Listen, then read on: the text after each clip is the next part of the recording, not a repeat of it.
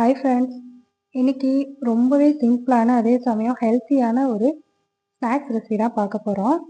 ரொம்ப ஈஸியாக செஞ்சிடலாம். ஒரே ஒரு கப் பாசிப்பயிறு இருந்தால் போதும். வெளியில் நல்லா கருகருன்ட்டு உள்ளுக்குள்ளே நல்லா சாஃப்டாக சாப்பிட்றதுக்கு அட்டகாசமாக இருக்கும். அதே சமயம் ஹெல்த்தியான ஸ்நாக்ஸும் கூட. வாங்க எப்படி செய்கிறதுன்னு பார்ப்போம். இதுக்கு நான் ஒரு கப் பாசிப்பயிறு ஊற வச்சு அவிச்சு எடுத்து வச்சுருக்கிறேன்.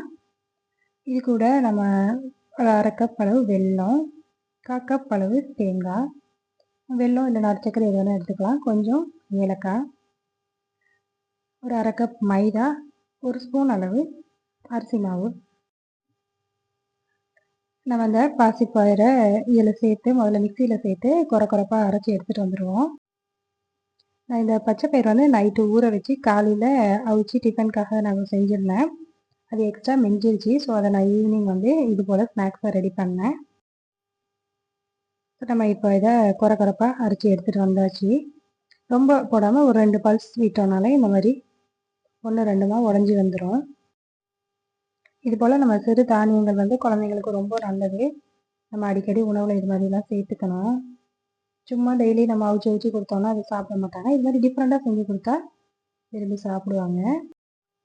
இப்போ நம்ம அரைச்சதை இந்த ஒரு பாத்திரத்தில் மாற்றிக்குவோம்.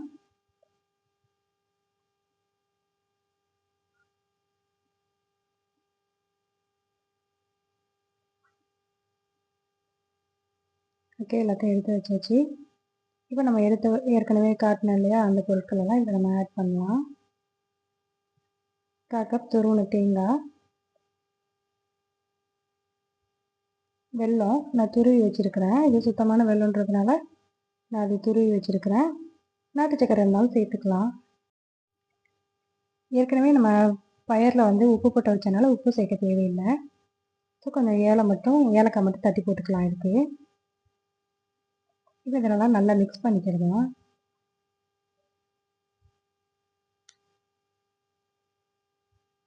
நல்லா எல்லா இடமும் அந்த வெல்லம், தேங்காய், ஏலக்காய் இதெல்லாம் நல்லா எல்லா இடமும் மிக்ஸ் ஆகுற மாதிரி நல்லா இதை பிசைஞ்சு எடுத்துக்கிறோம். கிட்டத்தட்ட நம்ம லட்டு பிடிக்கிற மாதிரி தான். எல்லா பொருட்களும் நல்லா மிக்ஸ் பண்ணி குட்டி குட்டி உருண்டைகளாக உருட்டி எடுத்துப்போம்.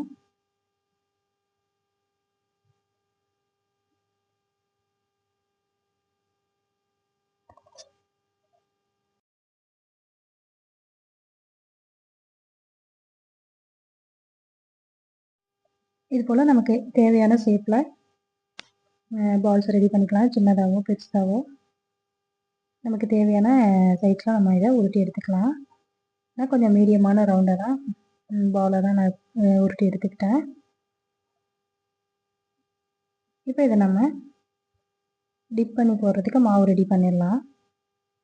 அரை கப் மைதா எடுத்துருக்கிறேன். ஒரு ஸ்பூன் அளவு அரிசி மாவு. அது நம்ம சாப்பிடும்போது கொஞ்சம் கருகருன்னு அந்த டேஸ்ட் வரும். அதுக்காக தான். கொஞ்சமாக உப்பு சேர்த்துப்போம். கூட கொஞ்சம் கலருக்காக மஞ்சள்தூள் ஆட் பண்ணிக்கிறேன். அது பார்க்குறதுக்கு கொஞ்சம் கலராக இருக்கும், நல்லாயிருக்கும். அதுக்காக சேர்த்துருக்குறேன். இதை முதல்ல ட்ரை மிக்ஸ் பண்ணி விட்டுருவோம்.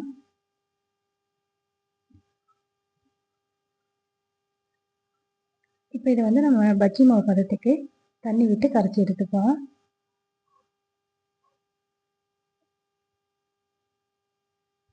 இது போல் தண்ணி விட்டு நம்ம ஒரு பஜ்ஜி மாவு பதத்துக்கு கரைச்சி எடுத்துப்போம்.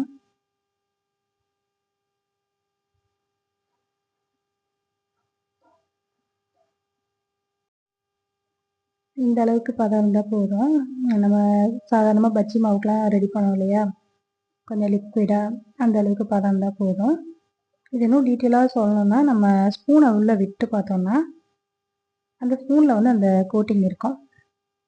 ஸோ இதுதான் இதோட ஸ்ட்ரக்சர். இப்போ இதை நான் வந்து சின்ன கப்பில் மாற்றிக்கிறேன்.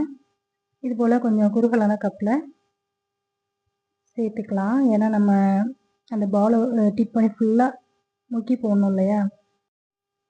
நம்ம அகலமான பாத்திரம்னா அந்த பாலை நம்ம உருட்டிகிட்ருக்கோம், அது அந்த பால் உடையிறதுக்காக கொஞ்சம் சான்ஸ் இருக்குது. ஸோ இந்த மாதிரி ஒரு சின்ன கப்பில் மாற்றிக்கிட்டோம்னா நம்ம டிப் பண்ணி போடுறதுக்கு ஈஸியாக இருக்கும்.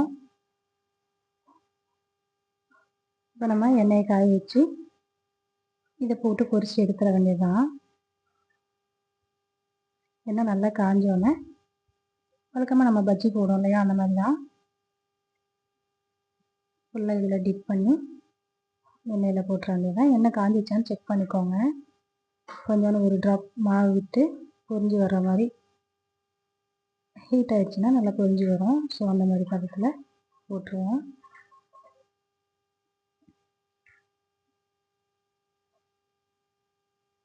இது மாதிரி நம்ம ரெடி பண்ணி வச்ச எல்லா உருண்டைகளையும் டிப் பண்ணி போட்டுடலாம். இது சாப்பிட்றதுக்கு அவ்வளோ டேஸ்ட்டாக இருக்கும்.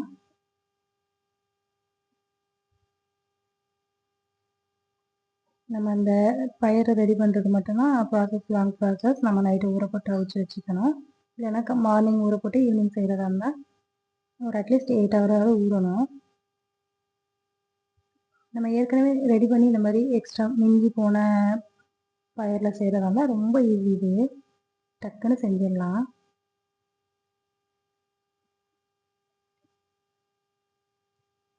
எவ்வளோதான், ஒரு நிமிஷத்தில் ரெடி ஆயிரும். பஜ்ஜி மாதிரி தான். போட்டு நல்லா கிறிஸ்பி ஆகணும்னா எடுத்து சூடாக சாப்பிட வேண்டியதுதான். ரொம்ப டேஸ்ட்டாக இருக்கும். ட்ரை பண்ணி பாருங்கள். சூப்பரான ஹெல்த்தியான டேஸ்டான ஸ்நாக்ஸ் ரெடி.